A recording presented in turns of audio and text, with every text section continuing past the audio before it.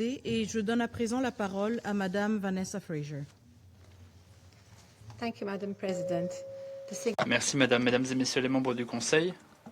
Merci de m'avoir invité à vous informer de l'évolution sur la situation des enfants touchés par la violence armée en Haïti. Comme vous le savez, je me suis rendu en Haïti en mai. Ce fut une expérience difficile, très importante. Je me suis entretenu avec des autorités locales, des partenaires de l'ONU, des organisations de la société civile et des enfants touchés par la violence. Ces personnes sont aux prises avec une crise très complexe aux couches multiples. La situation des enfants en Haïti fait partie des plus alarmantes au monde. Des enfants sont tués, estropiés, enlevés, recrutés, utilisés par des gangs armés déplacés, n'ont pas accès à l'enseignement et n'ont tout simplement pas accès à une identité juridique ou à une protection de base. La violence n'est pas un élément secondaire de la crise, c'est un élément central. Les enfants sont au centre de l'insécurité et de la lutte de pouvoir entre les gangs. La situation est grave, comme on le voit dans les données. En 2025, l'ONU a vérifié 2088 violations graves contre 1661 enfants en Haïti. Les recrutements et utilisations par les gangs armés faisaient partie des violations les plus courantes. 892 enfants recrutés et utilisés. Les meurtres ont touché 600 enfants et 277 enfants ont été enlevés. La violence sexuelle contre les enfants est aussi une source de grande préoccupation, avec notamment des tactiques délibérées pour instiller la peur et contrôler les communautés. Ces chiffres prouvent que les enfants d'Haïti ne sont pas que des dommages collatéraux de la crise. Non, ce sont des cibles délibérées, exploitées, instrumentalisées par les acteurs armés. Des estimations disent que les enfants représentent plus de la moitié des membres des gangs en Haïti. Des enfants sont recrutés à cause de la pauvreté, de l'insécurité, de la séparation des familles, des déplacements, de l'absence de scolarité ou d'autres possibilités viables. C'est un indicateur dévastateur de l'étendue de l'exploitation des vulnérabilités par les gangs armés. Il n'y a pas de possibilité, il n'y a pas non plus de possibilité de protection et de développement des enfants. Lors de ma visite, j'ai insisté à plusieurs reprises pour dire que les enfants associés aux gangs armés devaient être traités avant toute chose comme des victimes. Ce principe est essentiel et est fondé sur les normes de protection de l'enfance internationale et sur la Convention sur les droits de l'enfant. C'est aussi essentiel pour toute riposte crédible et durable. Pour les enfants qui pourraient avoir commis des crimes graves lors de leur association avec les gangs, la justice juvénile internationale et les normes connexes s'appliquent. La détention doit demeurer une mesure d'extrême recours. Il faut s'assurer que les périodes soient appropriées. Les obligations d'Haïti au titre de la Convention sur les droits de l'enfant et en termes d'engagement pour les principes de Paris doivent guider le traitement de chaque enfant, y compris des enfants qui contreviennent à la loi. J'ai été vivement préoccupé par ce que j'ai vu dans les centres de détention à Port-au-Prince, où des enfants ont été détenus et sont détenus depuis des années. Certains enfants sont détenus sans avoir comparu devant un juge. Certains des enfants avec lesquels je me suis entretenu ont dit avoir passé jusqu'à 8 ans en détention sans avoir comparu, ce qui est inacceptable. J'ai aussi été vivement préoccupé par les conditions de détention. Cette prison à Port-au-Prince était censée accueillir 800 enfants. Et pourtant, le jour de ma visite, dans cette installation, il y avait beaucoup plus d'enfants, notamment une centaine d'enfants. Les autres détenus étaient des adultes qui n'auraient pas dû être accueillis dans une installation qui était construite pour des enfants. La surpopulation carcérale exacerbe encore davantage la situation des enfants privés de liberté qui sont confinés à des zones très réduite pour maintenir la séparation avec la population adulte. J'ai affiché ces préoccupations avec les autorités et j'ai exigé un réexamen de toutes les affaires concernant les enfants privés de liberté, renforçant la supervision judiciaire. J'ai insisté sur la libération d'enfants, autant que faire se peut, conformément aux normes de la justice juvénile internationale. Les enfants ne devraient pas passer des années en prison parce que les systèmes de protection de justice sont un échec total. J'insiste aussi pour dire que l'absence de dossier ne peut justifier en aucun cas la détention permanente d'un enfant. Ces affaires doivent être réglées sans plus attendre et en respectant pleinement la procédure juridique. J'ai aussi insisté pour mettre en œuvre pleinement le protocole de transition. Ce protocole fait partie des documents les plus importants en vigueur en Haïti aujourd'hui. C'est un cadre clair de transfert des enfants qui ont été trouvés lors des opérations sécuritaires pour ne pas les mettre dans des lieux de détention. Je suis encouragé par le fait que plus de 570 enfants ont déjà été transférés à des acteurs de la protection de l'enfance dans le cadre de cette initiative. C'est une réalisation probante qui prouve bien que des solutions pratiques sont réalistes lorsqu'il y a une volonté politique et des mesures coordonnées. Dans le même temps, la mise en œuvre demeure inégale. Il faut absolument normaliser les procédures, préciser les rôles et s'assurer que tous les acteurs appliquent le protocole de façon cohérente. Et dès lors, je me félicite du fait que des débats soient en cours entre le ministère de la Justice, la Commission nationale des DR, l'Institut du bien-être social, l'UNICEF et d'autres partenaires pour mettre au point un manuel de mise en œuvre qui créerait un distinguo clair entre les voies de protection de l'enfance pour les enfants associés aux gangs, d'un côté, qui doivent être traités avant toute chose comme des victimes, et d'un autre côté, la justice juvénile qui pourrait s'appliquer lorsqu'un enfant aurait commis un crime grave. Un système clair et cohérent est indispensable si Haïti souhaite se départir de ripostes à l'emporte-pièce qui ferait que des enfants passent entre les mailles du filet. Il faut absolument agir. Si nous arrivons à l'impact opérationnel envisagé, alors un grand nombre d'enfants pourraient être séparés des gangs armés, pourraient être transférés dans le cadre du protocole. Le protocole et les procédures qui l'accompagnent doivent être pleinement opérationnelles, bien coordonnées et doivent être mises en œuvre de façon cohérente avant de mettre en œuvre de façon plus générale. Tout retard, tout délai pourrait être un synonyme de pénurie de protection demain. C'est pourquoi il faut une mise en œuvre cohérente des responsabilités claires, une réintégration et des capacités de réintégration. C'est absolument nécessaire. Madame la Présidente, ma visite a eu lieu à un moment absolument critique, alors que la force de répression des gangs se prépare à se déployer.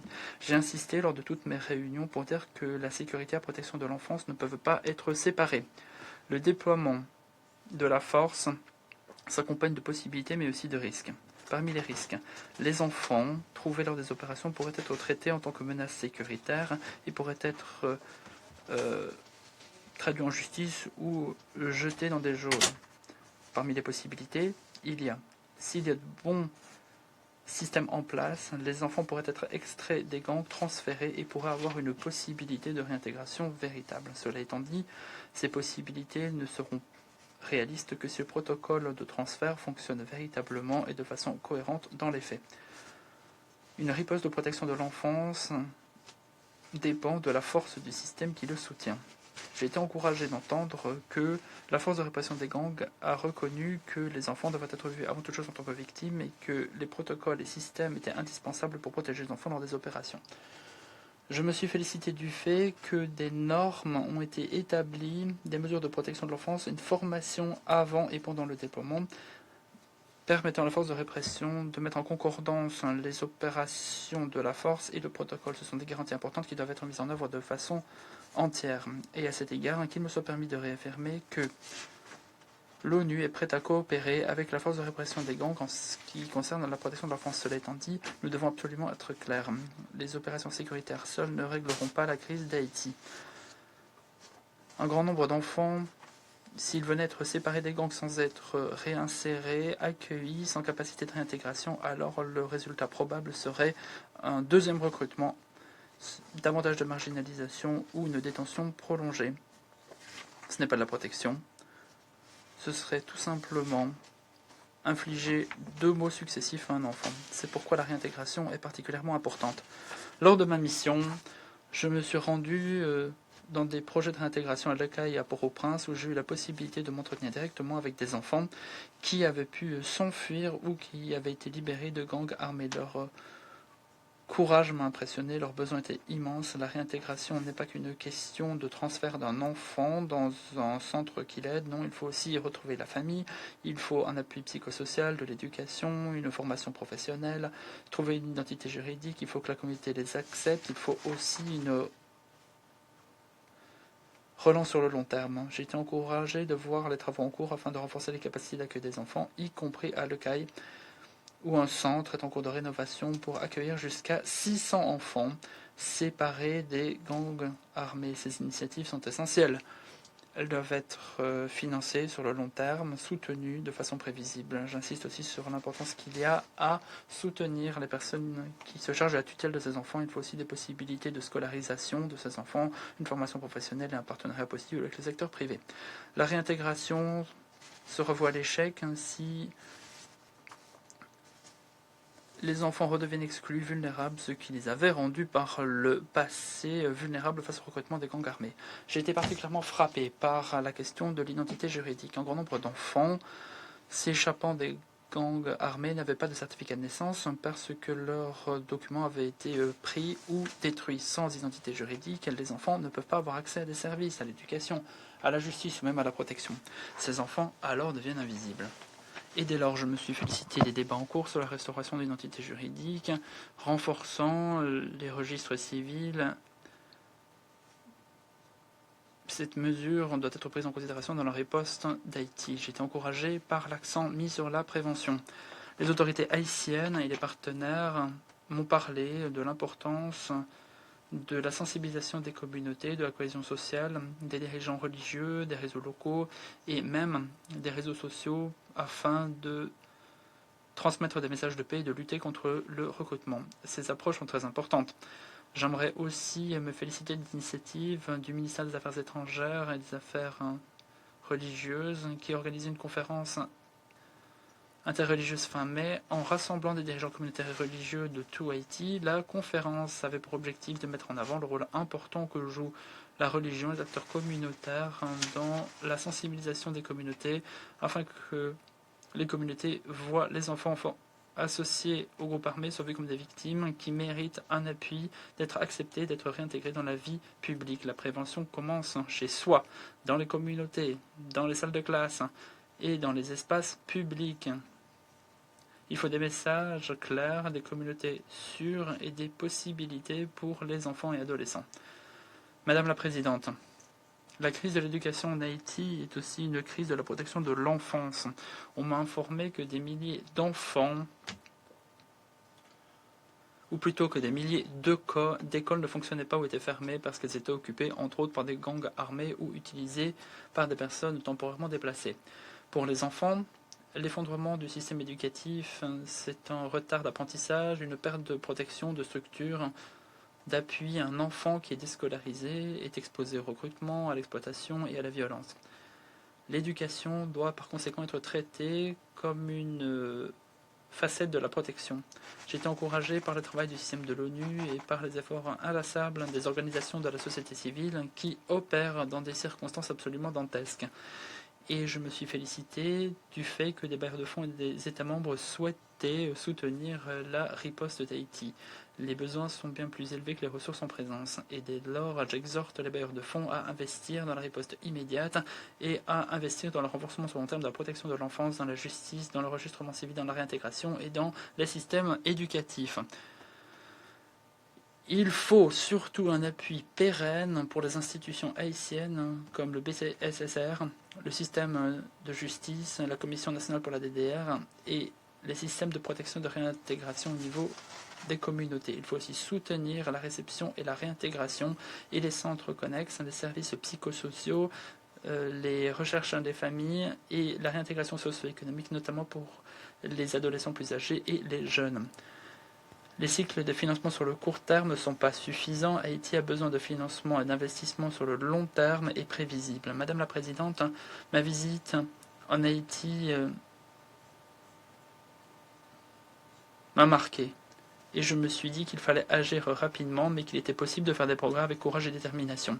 La mise en œuvre du protocole de transfert, le déploiement de la force de répression de groupe avec des garanties pour la protection de l'enfance, le renforcement des systèmes de justice de la protection de l'enfance, l'engagement des autorités locales, nationales et des autres partenaires sont autant de possibilités de changement. Mais cette fenêtre de tir n'importera que si les enfants demeurent au centre de chaque décision prise. Les enfants associés aux gangs doivent être traités comme des victimes avant toute chose. Les enfants dans les centres de détention doivent être libérés, si possible. Les enfants sans identité doivent être enregistrés. Les enfants qui ont fui la violence doivent être réintégrés avec dignité. Les enfants en danger doivent être protégés avant d'être recrutés. Et les enfants qui ont souffert de la violence doivent bénéficier de l'appui nécessaire à se remettre sur pied et à reconstruire péniblement leur vie. En conclusion, Haïti est une situation où il y a beaucoup de souffrance et il y a beaucoup de potentiel de progrès. Si on agit à l'unisson pour soutenir les autorités haïtiennes, pour renforcer le système de protection d'enfance, nous pourrons garantir que la sécurité, la justice et l'intégration fonctionneront pour servir à l'intérêt supérieur de l'enfant, ce qui nous permettra de faire la différence de façon tangible pour les enfants d'Haïti. Je vous remercie. Je remercie Madame Fraser de son exposé et je donne à présent